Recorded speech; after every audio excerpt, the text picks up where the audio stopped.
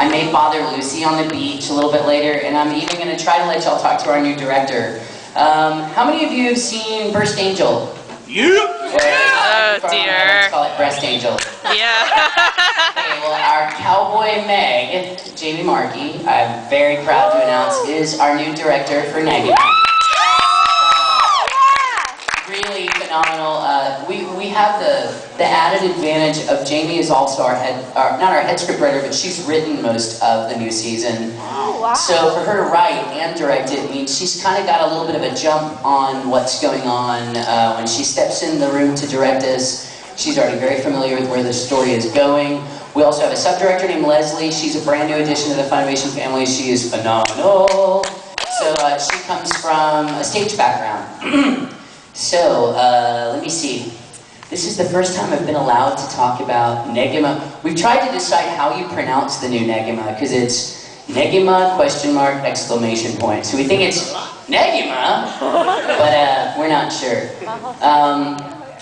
Pretty soon you'll be seeing previews for the OVAs. Both of the OVAs are finished recording. I don't know what you know about the OVAs, but they're a little dirty. There's a scene where Asuna gets attacked by something called the Scrub Bot 5000, which is a bathing machine. And it's like a scene from a prison film. It is very strange. Those of you that are familiar with the original Negima, how many of you saw the first TV season? I did. Okay, awesome. Yeah. Well, there were a lot of changes made to that based on, I know that when Funimation originally released the DVDs, there was a lot of, we have Funimation changed the editing of the animation sequences. A lot of that had to do with Akamatsu's unhappiness with the quality of animation on a lot of the original broadcast version. That being said, when this new version, Negi 2.0, was released, Akamatsu was very influential in how it looked, how it felt, etc. I'm happy to report the animation for this show is unbelievable. It's beautiful. A lot of people think that it's a retelling of the first story, and I know there's probably a few of you that watched the show illegally, shame on you. But those of you that might have seen it already know that it's really not just a retelling of the first story. A lot of it sticks closer to the manga in the beginning. And then it kind of branches off into a very strange place. I guess being from Texas and always knowing about the chupacabra, I find it very amusing that the Japanese are so fascinated with the chupacabra. But, there is quite a lot of chupacabra in the new Negi.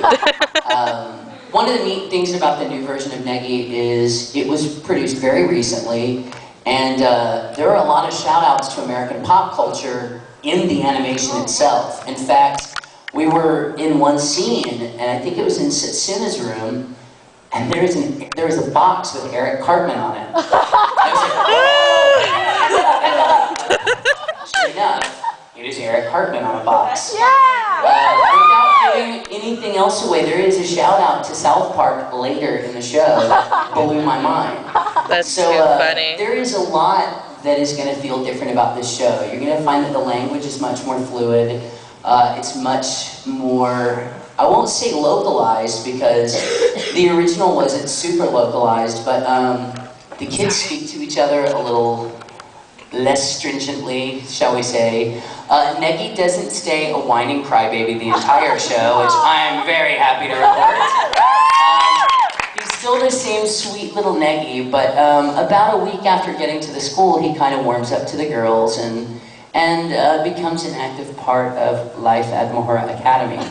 That being said, we've only had a few changes in the cast, not much. Most of the original cast is there.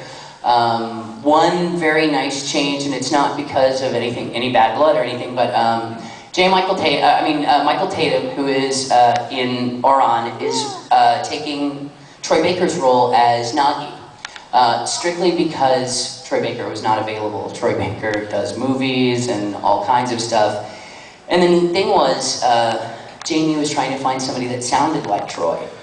And she was afraid to play Troy and say, hey, could you do a voice match of this? So she was like, Michael, I need you to do your smoothest, most refined British, gentleman. And without trying, he did almost a perfect voice match for Troy. So Nagi still sounds like Nagi. So I'm trying to think of, this is so weird, I didn't think I was going to do this panel by myself. You're awesome. Thank you. So don't take compliments very well.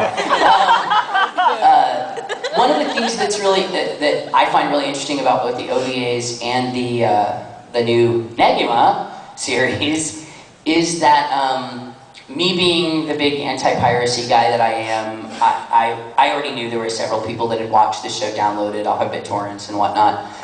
And I found out that the version that we are producing is the actual DVD production that has never been seen. It has, the TV version that was aired is extremely cleaned up for television. And this is actually a TVMA or a 16-up title now. Oh, wow. We had no choice, and I'll just let that be a great mystery to you. You'll know when you see one specific shot, you'll say, okay, now I know why this is 16 up.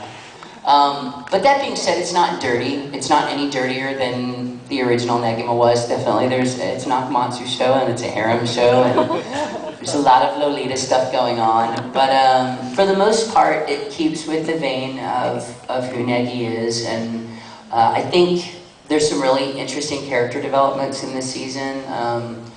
I think the OVAs are just to keep everybody titillated, so to speak, until the next season starts. The OVA, I guess, is like the biggest tip of the hat to fan service I think I've ever seen. I mean, beach episodes and bathing episodes. But that being said, once the season starts, it's a really, really wonderful retelling of the show. Who's got any questions about the show?